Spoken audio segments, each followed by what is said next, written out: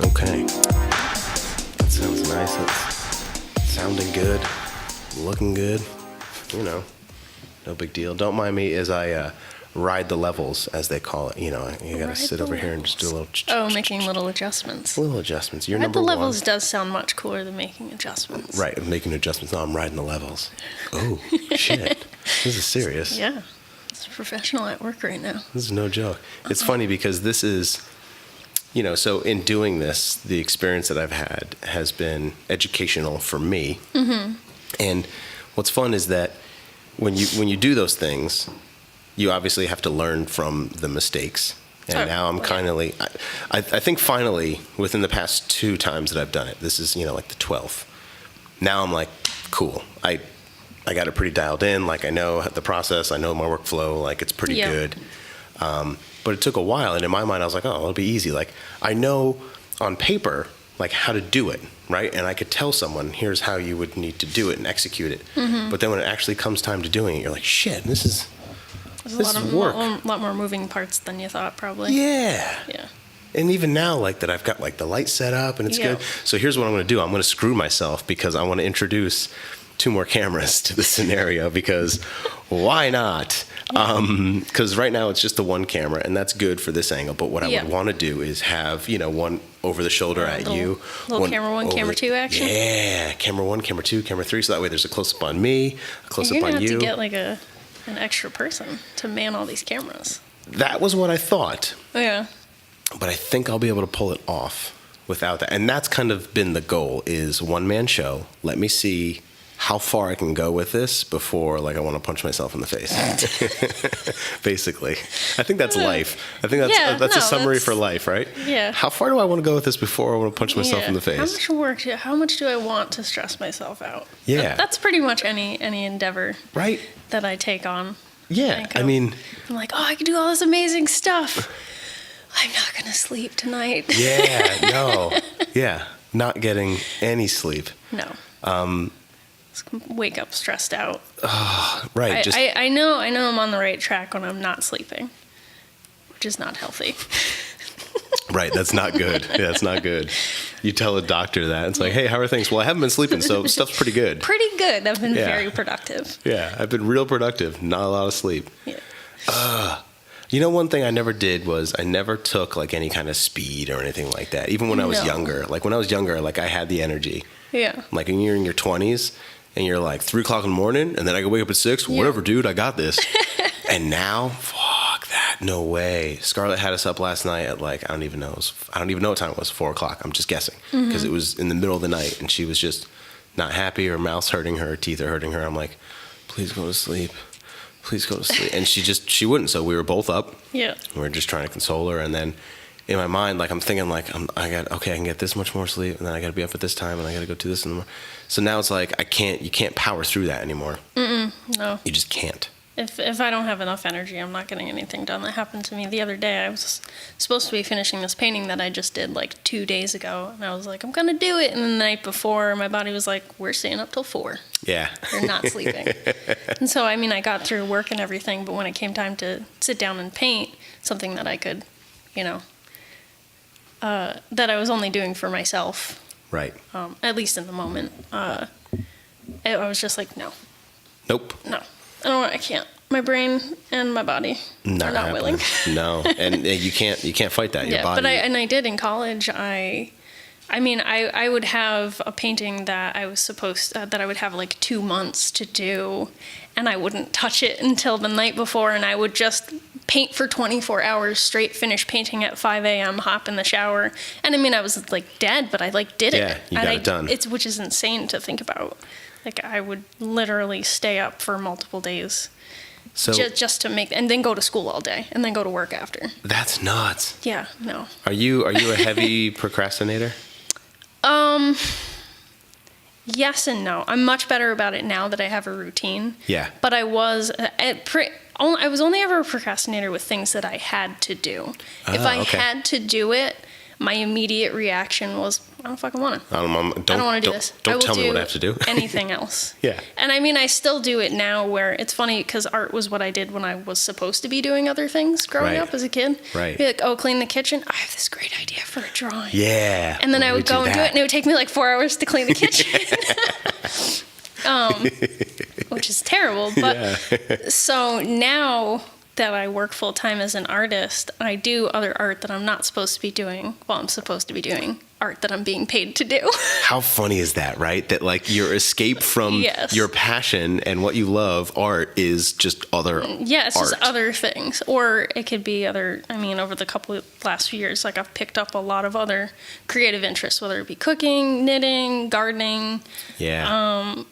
You know, just sewing, like just anything that I can do. If I can do it with my hands, I want to do it. Yeah.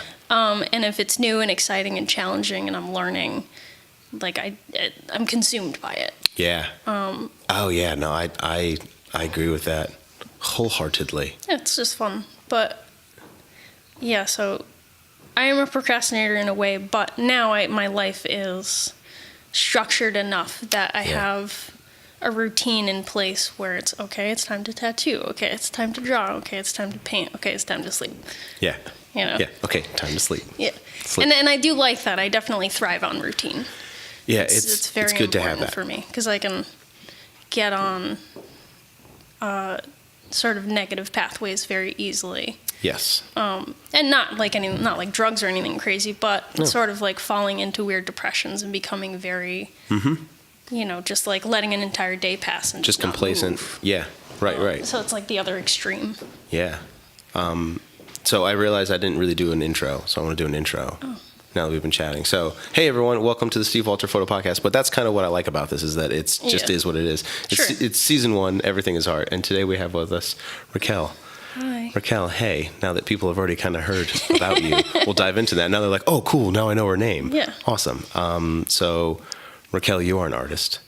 Yes. You are, right, we've already established that, Steve. I'm an artist. You're an artist. Next. Yeah, I'm also an artist, yeah. It's cool to say that. Isn't it cool to say that? An artist. It feels, it's like I feel like a little silly saying it. Like it's not a grown-up job.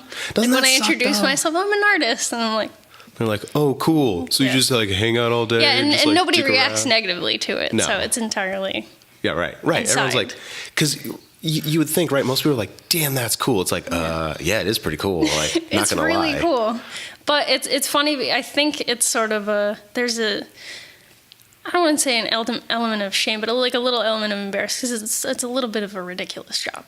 Like I make pictures for a living. You make pictures. I make pictures on people and on canvas and board and paper and digital. I make pictures, and that's, people pay me for that.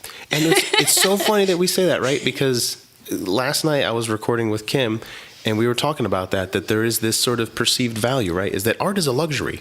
When you think about it. Tattoos, that's a freaking luxury. In no many one ways needs it is. Yeah. tattoos, right? There are some, you know, if we want to dive into some medical benefits, maybe there's even some therapeutic benefits. I'm not sure, right? I'm just guessing. But purely if we're just like, that's cool art, I want that art, that's a luxury. So there is a perceived value that someone would say, right? If you see this giant, you know, sleeve on someone, full color and all this crazy detail, someone would be like, you wasted your money. Why would you do that? And you're like, what are you talking about? So-and-so made this, and they blended it in with here, and it's an incorporation of my life experiences between here and here and here. And then someone might still go, okay, that's kind of cool, but how much did you pay for that? And it's like, I didn't pay enough because this is me, right? So it's cool that you can kind of see both sides. I mean, it sucks, but it's cool that like, you can walk by, see a painting on the wall, and go, whatever. Yeah, it's painting. entirely perception. Or someone can say, perception. like, oh my God, I need that. I need that in my home. My life has been changed. Like, that's cool. Yeah, it's very cool, and it does happen, and it's a crazy feeling to know that your work can elicit that sort of a reaction. Yeah, it's very exciting. And I think that's what it comes down to, right? Art should invoke some type of emotion. Oh, absolutely. Right? Like that's kind of its foundation. You should be getting a reaction. Yeah. Love it, hate it. The in-between is what sucks. With the meh. Yeah. That sucks. You're like, oh, come on. I spent so much time. Don't give me a meh. I can say, honestly, based on the nature of my work, I generally get one end of the spectrum or the other. Okay, yeah. I know I'm definitely in the wow camp. I can't imagine someone being in like the, oh God, this is awful. Oh camp. no, I've had, it's really funny.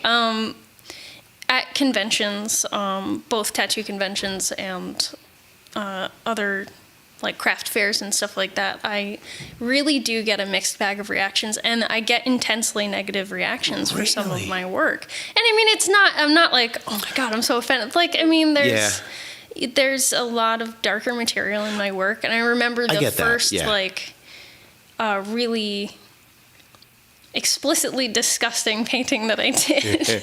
Oh wait, is it? I think I'm just guessing. It's one of two in my mind because it's the woman vomiting on herself. Cool. Yep. Yep. Which was, I mean, in context, it wasn't like a gratuitous thing that I was doing. It was for a Seven Deadly Sins show. I forget which sin that it was. Yeah. I think it was envy, actually. Oh, yeah, that makes sense. I forget the psychology behind it. But I had the painting on display for the first time at a convention outside of the context of that art show and outside of the context of even being in a shop where anybody going in there knows who I am.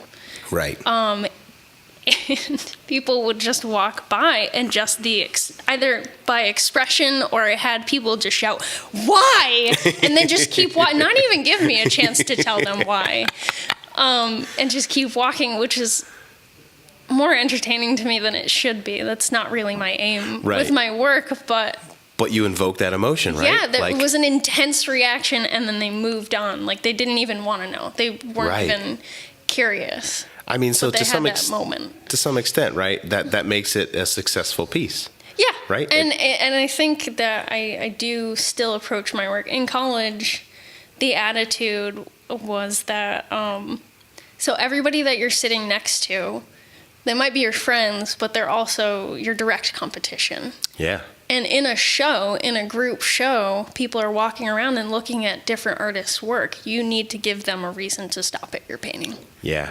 Make them stop at your painting. Interesting. And so I think that is like in the back of my head when I'm making work, like, give them a reason to stop. Yeah. I mean, I think that's a thing, especially now more than ever, right? You're scrolling through a feed.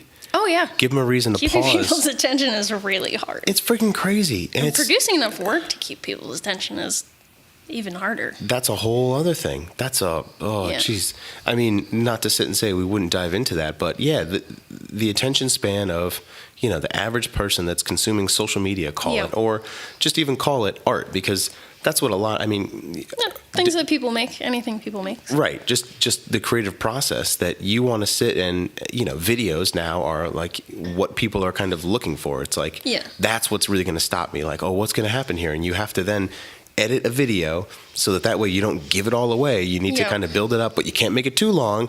It's got to be just long enough. Yep. And it's just funny how there's this strategy. I mean, that comes down to marketing, right? That's the beauty and the art of marketing is, how do I attract someone's attention long enough for them to stay, and then get them to hang out, and then get them to do something, right? A call to action. Yeah. Then I want them to buy. Like, I need to, whatever that is, whether it's a painting or service or attend something, right? Yeah. It's super interesting. And now more than ever, like, that's where everything is. So it's funny that you would say that. Yeah, you're walking around a showroom floor. It's the same kind of thing. Like, with 10, 20 other artists. Yeah. That they're... You gotta make them pause, at least for a moment. Stop at my booth, right? Yeah.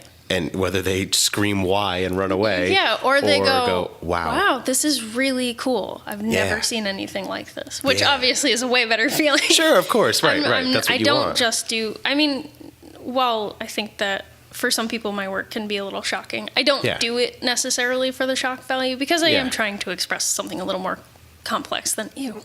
Right. It's deep, it's deeper than just like, this is really graphic. It's like, it's graphic for a reason. Like, and the people that get it really get it. My audience is definitely a little more niche, but there's such a great bunch of people that being able to make that connection with people, not only through my work but at all, it's great, because a lot of like the work that I did for my first book focuses on a lot of like the isolation and alienation that I felt in my early 20s, like really being on my own.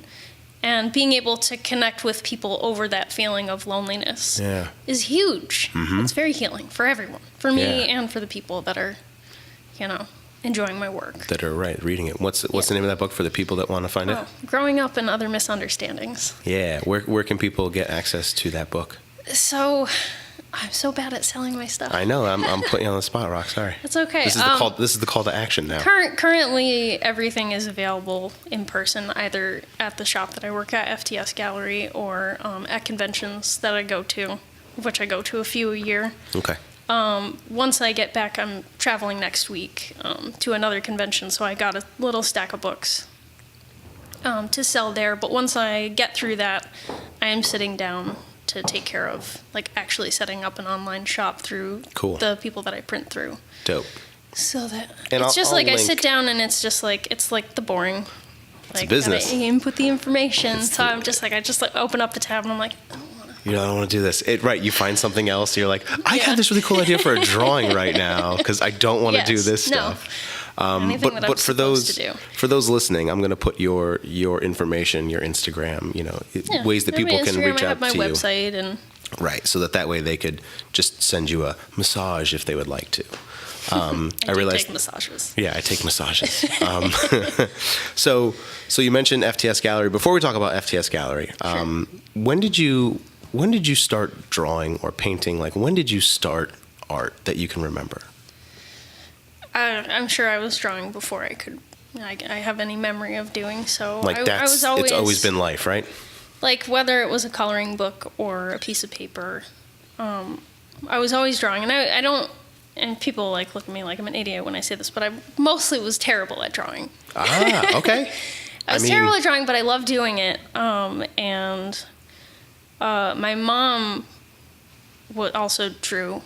She did nice pencil sketches, and I was obsessed with them as a kid. And I would get really frustrated early on, not being able to draw well. You couldn't do it. I was and I think obsessed at getting better and being able to replicate things that I could see. So even down to the coloring books that when I colored in, it was everything was very neatly done and filled out to the edges. I would spend hours on a coloring book page. Yeah, that's dope. So it was just something I discovered very early on, made me happy. Yeah. Making stuff made me happy. That's cool. So always, I guess. So always, yeah. Yeah, I was always drawing. That's awesome. And then, you just taking that throughout your whole life, what brought you to tattooing? How did you get involved in tattooing? I think we were talking about that last time. A lot of sketchy opportunities. I think that's how I ended up tattooing. Perfect. I think I grew up kind of a sheltered kid, so I moved out at 18, I got out of high school, started college, and I moved out into an apartment on my own, and I had the opportunity to really make choices for myself for the first time. At 18. At 18, and that's I made young. some bad choices. Yeah, you're a kid. But I made some. I feel like that level of being naive to the world allowed me to make choices freely that I think that I wouldn't make now. Being presented with an opportunity and being like, well, I'll do this now. I'm just going to do this. Right.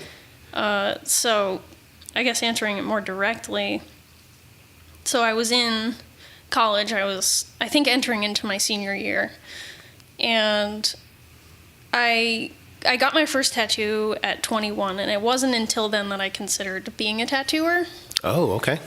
Because I didn't have, again, being super sheltered, I didn't see much of what was in there in terms of the tattoo, or out there rather, in terms of the tattoo industry and what people could do. Yeah. So it didn't even really cross my mind as a serious opportunity. Yeah. To work as an artist. And I got out of school, I got my first tattoo, and I was very fascinated with it after that. And I was hanging coats in a nightclub as one of my many odd jobs trying to get through school. Yeah. And I saw a guy who turned out to be a piercer at a tattoo shop. Okay. And he and his friend, I don't know if it was a boyfriend or just a friend, But they were both very heavily tattooed. And Yeah. Like, I'd never seen anything like what they had. I saw, like, the crappy tattoos that people get Sure. when they're 16 in high Sure. school. So that's what I thought tattoos were. And I saw these just huge, elaborate pieces, and I was like, where are you guys getting tattooed? What is this? Yeah. And so I ended up contacting, in the days of MySpace, I ended up contacting some tattooers that were in the area and just be like, how did you get into this? Like, what? Yeah, cool. I was like that annoying person. Sure, but that's good old social media 101, networking and just reaching out. Good old MySpace. MySpace. Yeah. MySpace is how I got into tattooing. Yes, perfect. There's Because a t-shirt. yep. That's a t-shirt. MySpace, that's what got me here. But I started hanging my artwork in a tattoo shop of a friend of mine. And I met a number of people. I met George through MySpace. Yeah, that's great. I love that. Which is, so I met him just before I got my apprenticeship. I was contacted through MySpace by a tattooer. And that was the sketchy opportunity. Okay, nice. So yeah, I got contacted by this guy that worked for a tattoo shop that no longer exists. And You don't say. yeah. Yeah. And, he was like, have you ever thought about a career in tattooing? And you could come and work here, and you have to pay X amount of whatever. And so I went for it.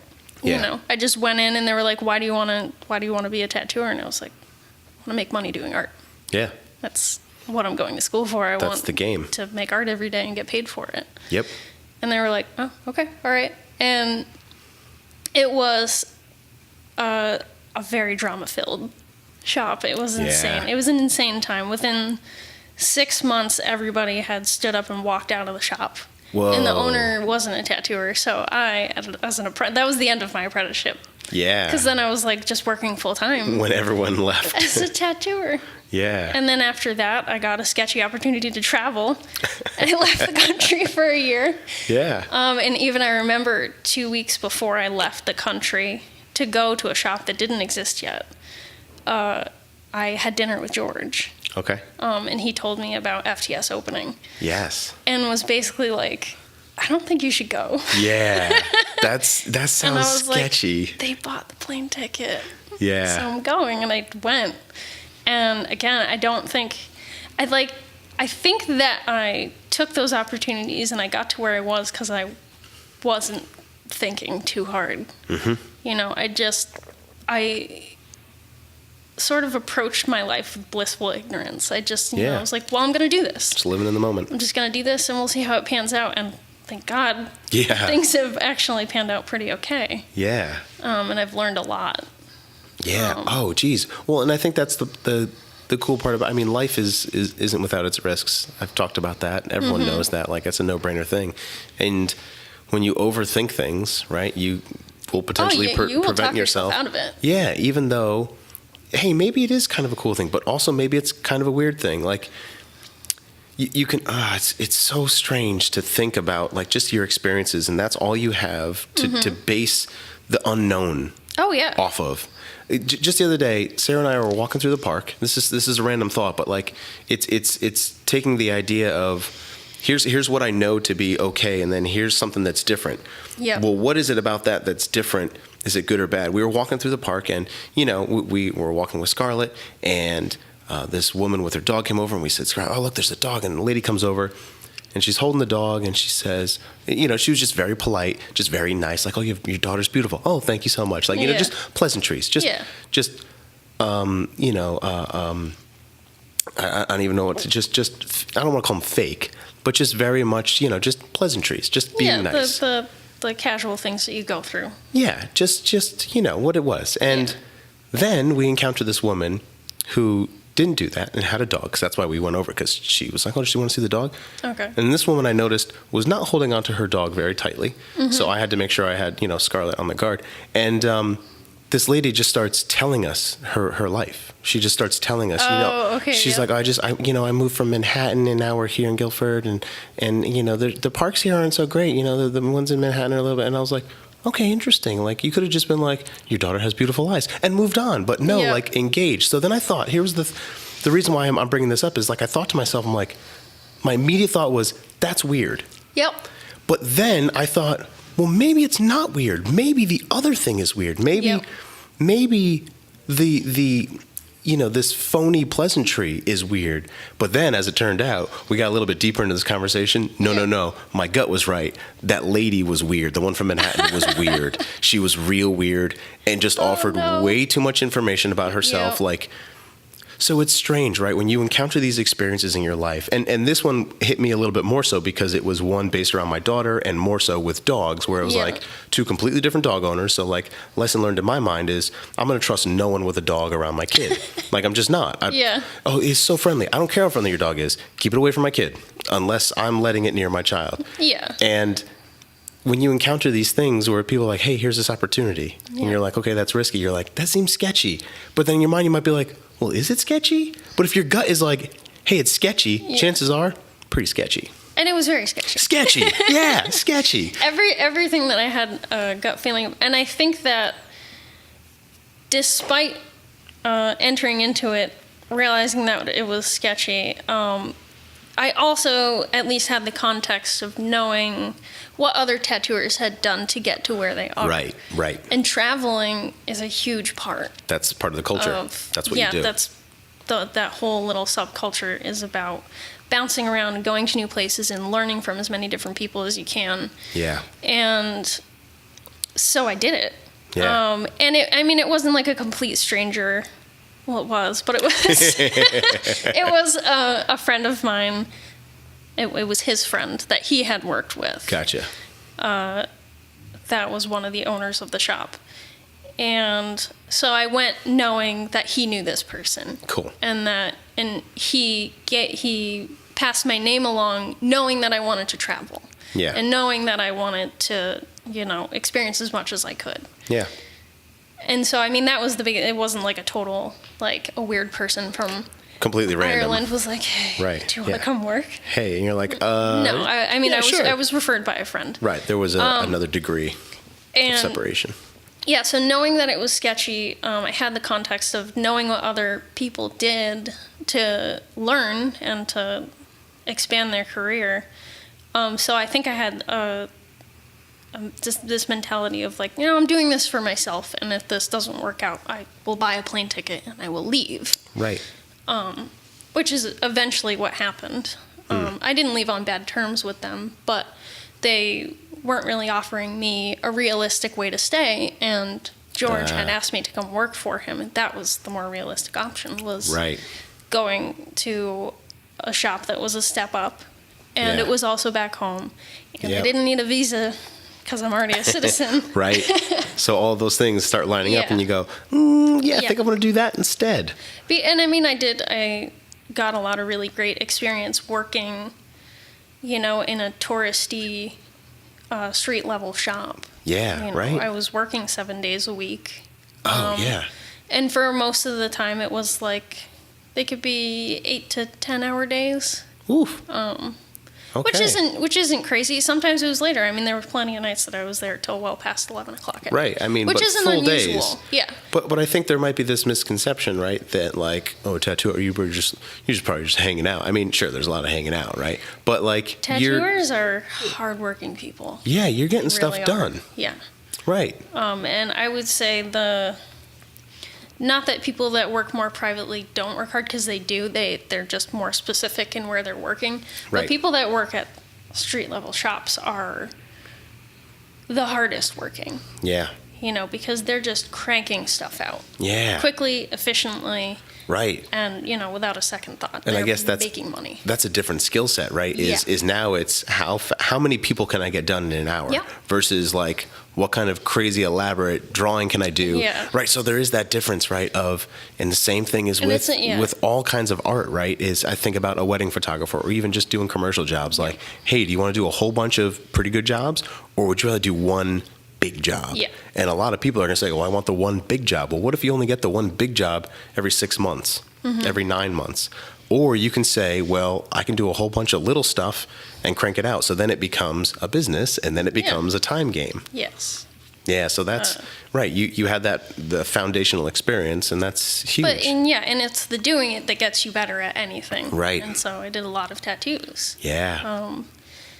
And I learned a lot in my first couple years. And leaving and coming back, I've learned a lot again, but I would say maybe at a little bit of a slower pace. And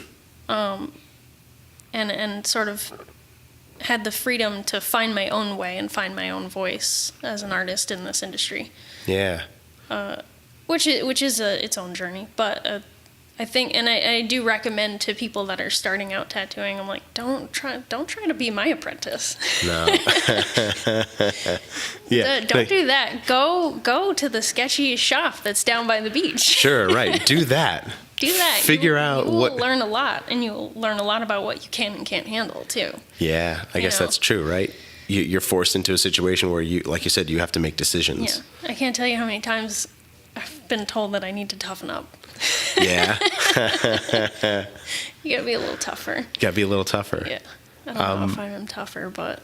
No, but it's funny, right? Yeah, because I would not, like, if someone said your name, I would not be like, oh yeah, she's a badass. Yeah, she's tough. She's tough. No. No, I'm not tough. No, but that's okay. That's a good thing. What I But lack in in this world- toughness, I make up for, I think, in just being very stubborn. Okay. Yeah. I'm not somebody that gives up easily.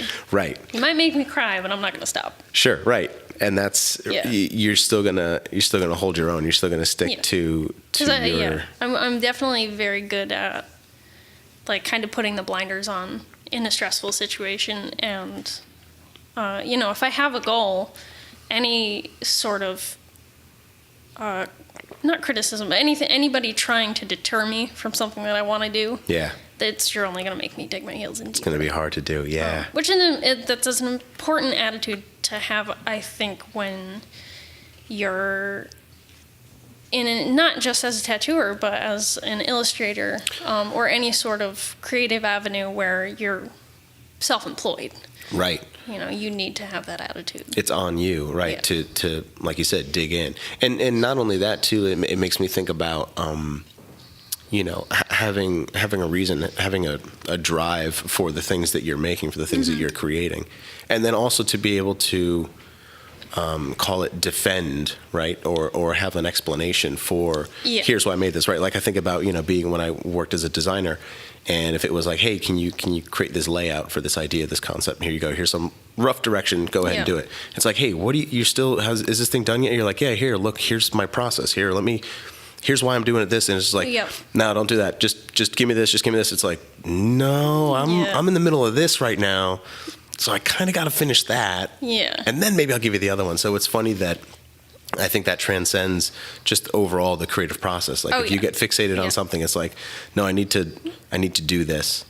I'm not going to half-ass anything. No. So you meet George through MySpace, which I just love. I got my start at MySpace, and I also met George. So you mentioned FTS Gallery. Yes. That's a art gallery / tattoo shop in Stratford, Connecticut. For those who don't know.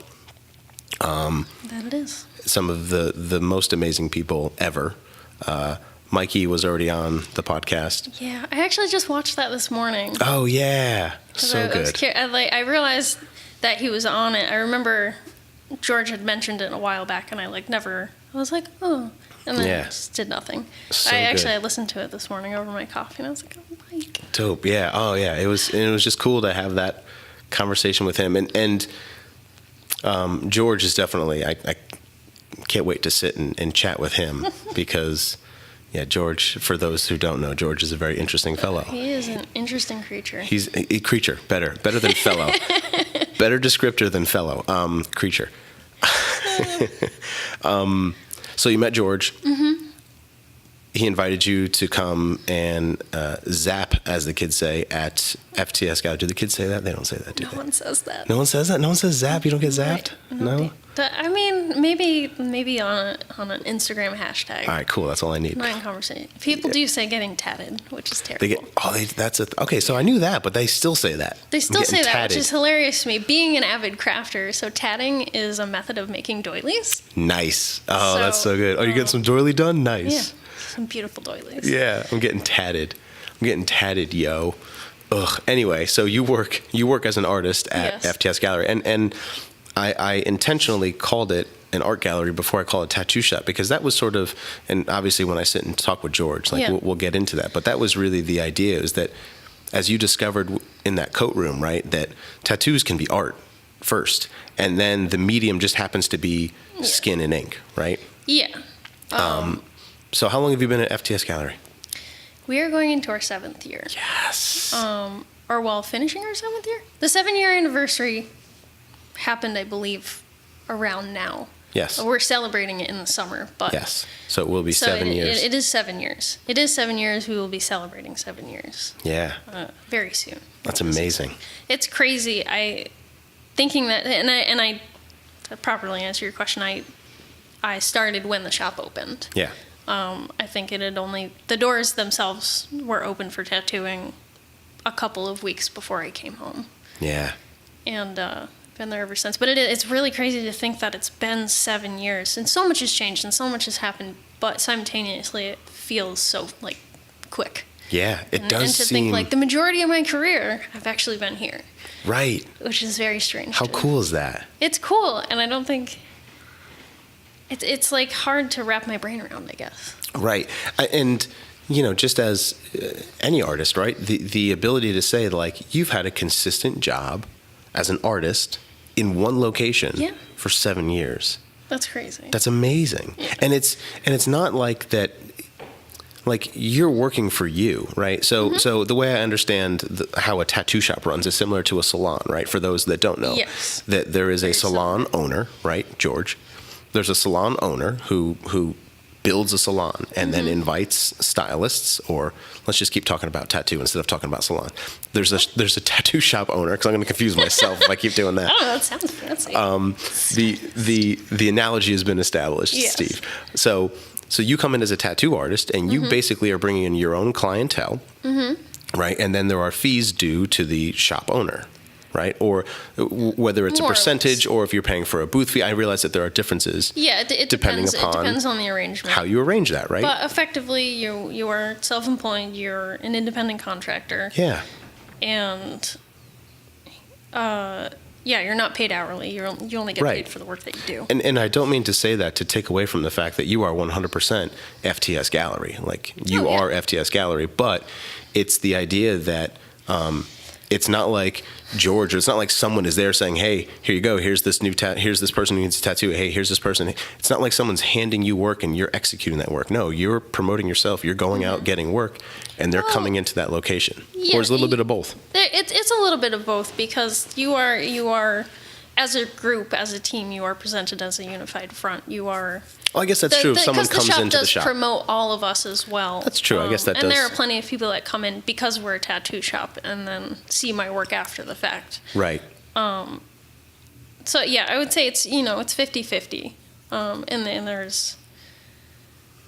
I don't want to completely devalue the point of a shop, because it is where people go to find you. 100%. Yeah. To do what you do. So it's extremely important. And the reputation of that shop that you work at, it still reflects on you and you on it. Right. That brand, like, going back to what you're saying, is that within 6 months, everyone that was working at that other sketchy shop just left. It's like, well, clearly there's an issue, right? So the fact that you've been at a location for 7 years, right, that's huge. And so I'll share this I haven't shared it, but I had a studio down the hall, and George, I can't wait till I have George on, because I owe so much of what I do to that guy, because he was the one that inspired me to do, basically the one that inspired me to do studio photography, or at least to do it on my own. Yeah. And I think that's what makes him a very cool creature. I'm going to keep calling him creature, is that he has the ability to find this thing in you.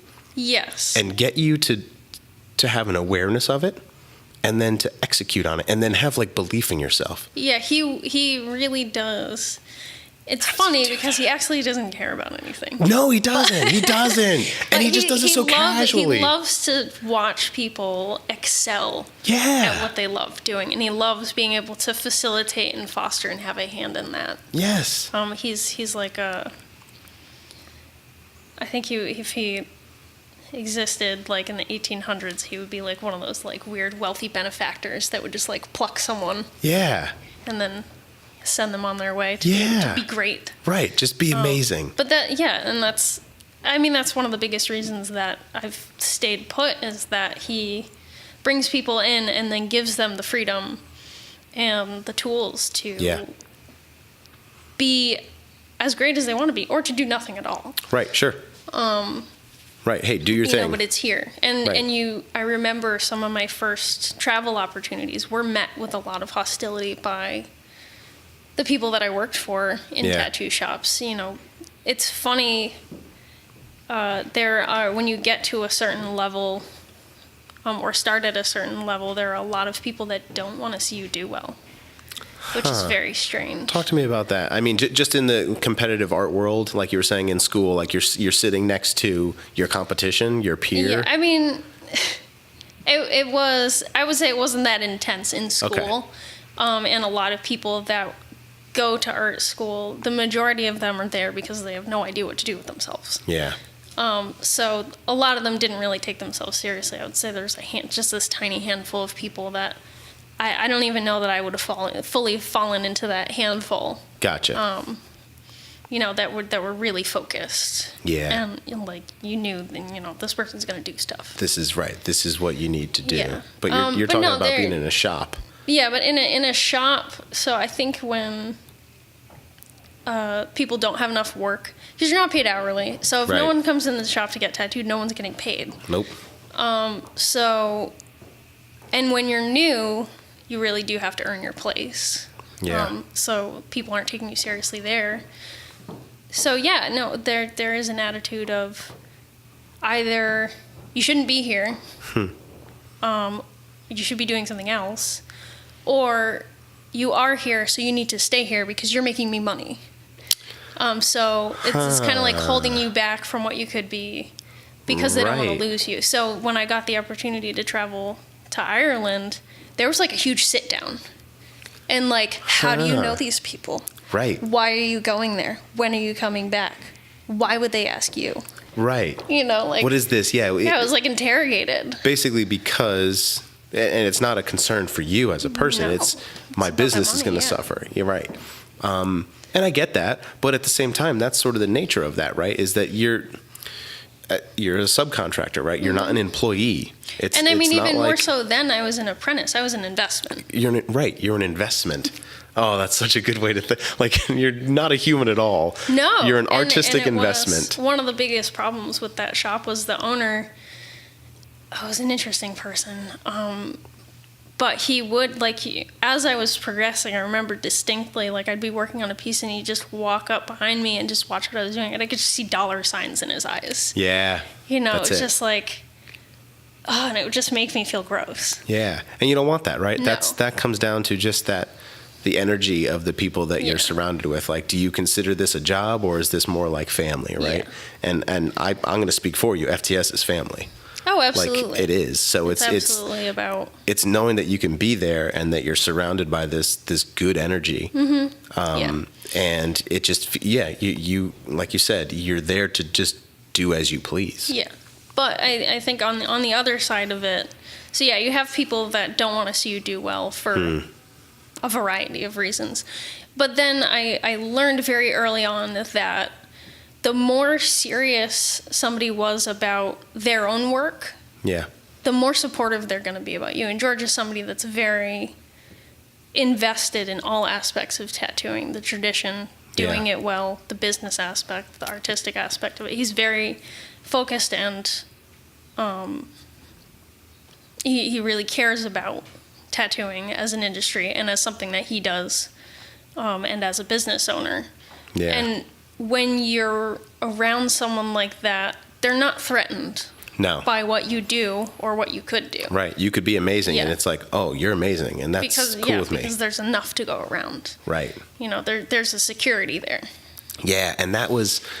So there's some people that I know that I met early in my photography career that I'll never forget when the first time I met this one guy, and he basically needed to let me know that he was a full-time photographer and that he knew how his camera worked and he was asking me about if I knew how my camera worked. And I was like, yeah, I know how my camera works.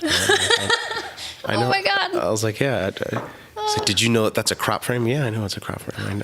I know about, I'm like, I'm a nerd. I'm like, oh, versus like it being like, hey, I'm Steve. Nice to meet you. It was like, it was just like, did you know that? Did you? And then it's, you meet some other people, right, that are confident in what they're doing. Oh, yeah. I've talked about him before, and he's going to come on the podcast at some point. Matt works down the hall. That's how I was introduced to this place. Yeah. Because he said, I told him, I was like, I'm looking for a studio. He said, yeah, get a space in my building. And I was like, I like you. Like, yeah. Yep. You're not a dick. Yep. Because you could have very easily been like, yeah, that sucks, man. Yeah. No, he was like, come here. Good luck. Right. Yeah. Good luck with that, dude. No. And the way that he said it was like, look, you do your work, I'll do my work. Yeah. And our worlds, and I'm happy to say this, is that our worlds have had a little bit more of this kind of crossing over, and it speaks to the things that I've been able to learn from him and kind of push myself. And not to say that we're in direct competition, right? But we do similar things. Now, he still has the experience, and he still has, he's still years beyond me, but enough where he sees that I'm progressing, and he's not like putting me down for it. He's like, dude, that's awesome that you're doing that. I'm like, yeah, thank you. There's enough for everyone. There really is. There is. There so is. And only people, I feel like it's really only the people that are either in it for the wrong reasons or aren't really putting out worthwhile work that don't have that security in that focus in making their work better for themselves. Yeah, I think it's... that have this negative attitude. And there were a couple of people early in my career that I'm really grateful for coming across, even people that was like super brief. Yeah. Like we had a guest artist in the shop, this guy, Rod, who knew me for like 2 or 3 days. Yeah. That after he left that shop, like still kept in contact with me, checked up on me, gave me shit about tattoos that he didn't like that I was doing and thought I should be doing more. Like a couple years later, we met up in New York, and he like took me out to dinner. Like and nothing sketchy, nothing creepy. No. Like somebody like a father fostering his child. Sure. You know, just being like, he like brought me out and we like talked about a ton of different stuff, and you know how his journey through tattooing, and you know, like paid for everything. I was like, I was so violently broke. Yeah. And he like paid for everything. He was like, don't worry about it. He's like, one day you'll be able to do this for somebody else. And that just like stuck with me. That's so cool. So you know, I mean, just to have this person that like I barely knew that saw, you know, some kind of potential in me. Right. And was just like, fuck yeah.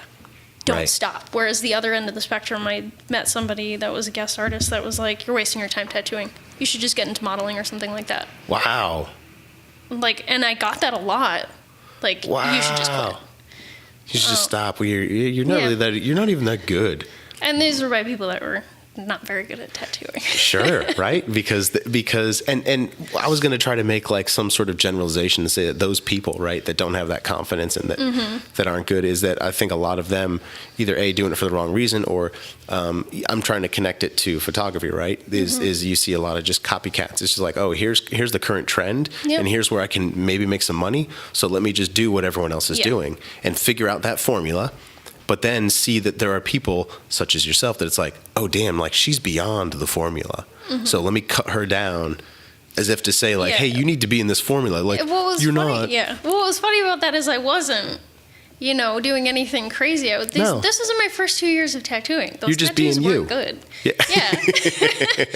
I mean, I think so it's interesting about tattooing, and it's changing a lot now, is that people that get into it a lot of times don't have any formal training as an artist. Yeah. So I think the fact that I went to school and was comfortable with paint was intimidating to people. Not even that I was particularly good or painting a lot or doing anything particularly special with my paintings. But just even an understanding that I was doing it. Of color. Yeah. Like the fact that you have a foundational like color theory understanding, right? Yeah. That and people get very insecure about that. They do, and it's so silly because it's like, yo, you can just Google color theory. Like you could give yourself a course on color theory, assuming the sources that you're, accessing are reputable, call them, right? Yeah. If you start YouTubing color theory, you might get some kid who's telling you one thing, and you're like, that's not right at all, dude. But like I said, a lot of that is changing in tattooing.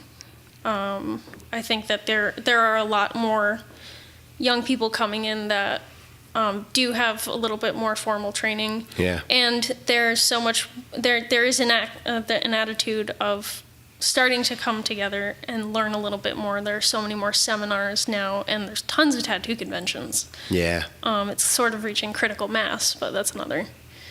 That's a whole other podcast. That's another conversation. But Yeah. there is an active effort to teach the foundations of making art within the context of tattooing. And not that that's a new thing, but I think that it's more widely pushed now. Yeah. Because it's not an entirely new thought.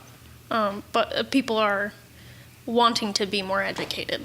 Yeah. Oh, that's so... Which is cool. Yeah, that's cool, right? Because then you can sit and you're going to have more respect for that person who has that foundation, right? And or maybe more confidence in them. Yeah, or even that, right? So I'm a As a shop client. owner and a client or just being able to say that, hey, here's the skill set. I know this, I'm versed in this, I understand this, and I can, things like that versus just like, yeah, here's my work. Mm-hmm. And a lot of times you can just say, here's my work, and who knows if that work is actually your work, right? Like if I'm going into a shop and someone says, hey, here's all the work that I did, it's called a sketchy shop. And I'm like, yeah, can you give me that? Mm-hmm. And then, you'd like to assume that a client is the one that has final say before the needle goes on the skin. But like, if you look at it and you're like, yeah, okay, that looks cool. And then they start coloring it in. You're like, what the fuck what are you doing? This is not good at all. This is not what we discussed. Happen, It happens. And so it's difficult, right? Because not all art is created equal, I guess is my point there. Oh, yeah. And that when people are approaching it as a business first and an artist second, I think you will encounter that, where you'll encounter a tattoo that's good enough. And again, I'm making this direct correlation in my mind with photography. A photo is good enough, but I'm a business person, so that's okay. Versus, I pride myself on being an artist first, right? Yep. And then a business person second. Now, some would make the argument I could probably make a lot more money if I switched those two around. I sure could, but I didn't become an artist to be rich. I'm sorry. Here's a PSA for everyone.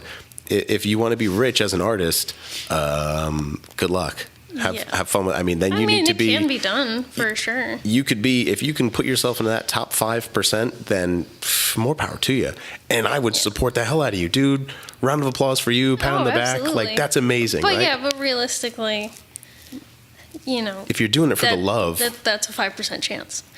Yeah, that's a small chance. Not to say it can't be done. Because there are tons of great artists that are. Someone has to be at the top of the field, right? Have to be, yeah. That are getting paid ridiculous amounts of money for their art, and it's excellent, and they're a leading voice. Those are the people that are really like changing and leading the wave of trends. But you do see that in tattooing quite a lot. The attitude of well, why would you go out of your way? Right.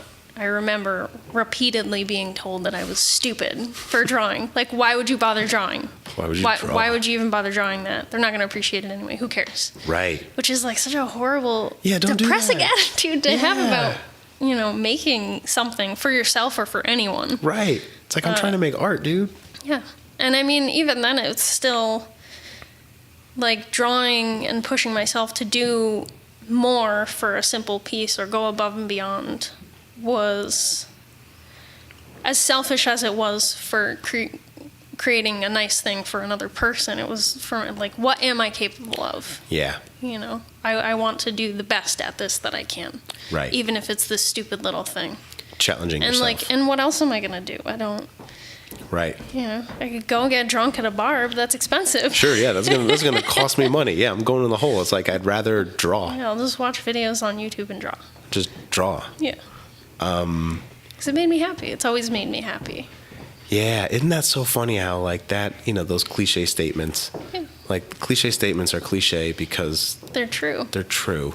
And I've said this before, and that is cliche in itself to say, but it's because it's true. It's because it's fucking true. Like it just keeps going back. It's true. So, yeah, cool. Who wouldn't want to be rich and famous, right? Everyone. But for sure. But if I can be happy and doing something that I enjoy, yeah, I want to do that. I definitely want to be happy. Oh, that's infinitely more important to me. Way more. That's so much, because there isn't a lot that I want. Right. In the world. There isn't a lot that I want. But to feel happy and full by doing things with my hands, Yeah. there's no other feeling like that for me. It's just creating. Yeah, I'd like to make stuff and feel accomplished and control and choose and make something from nothing. Yeah. You know? And there isn't much of a point in like acquiring either material things or hitting those little checkpoints in your life. Like, I'll get to whatever that is when I get to it, but that's not my main purpose. Right. That's not what drives me. That's not what gets me up in the morning. Isn't like, oh, I'm gonna make money so I can buy a house. Right. No. Right. Like, I save my money and I do my best, but that's not why I get up. You're not driven to that specific No. goal or milestone, call it, Yeah. right? Because you're, quote unquote, supposed to do that. Yeah, and like I said in the beginning, if I'm supposed to do something, Yeah, you're not going to do it. You're like, yeah, that's going "I to got be at this the bottom of the idea. list. I got this other idea for this thing. I want to do that instead. I want to do Maybe that. I'll make an herb garden. Yeah. I love that. So on that note, I think we'll end this. All right. So yeah, like I said, I'll make sure that people can access all your informations. Thank so you. that way they can Thank send you very you much. massages. That's messages for those that don't understand what I'm doing. I do also take massages. Yeah, if you want to give her a massage, My back hurts. FTS Gallery. Is it $14.92? Did I remember the address? 24. Oh no, am I gonna mess it up? geez. 2415 Main Street. Wow, I'm way off. Why did I say $14.92? Is that the year that Columbus sailed the ocean blue? Yeah, that is. Son of a that bitch. is the year. I'm way off. Yeah, so You're living in 2415 the past, man. Main Street in Stratford, Connecticut. Go say hi to Raquel and the team over at FTS Gallery. Rock, give me a good little people. hand hug. Thank you so much for Thank doing you. this and being a part of this. Thank you for having me. And let's I'm glad go. we finally got to do this. Yeah. We'll go take some pictures. Awesome. Dope.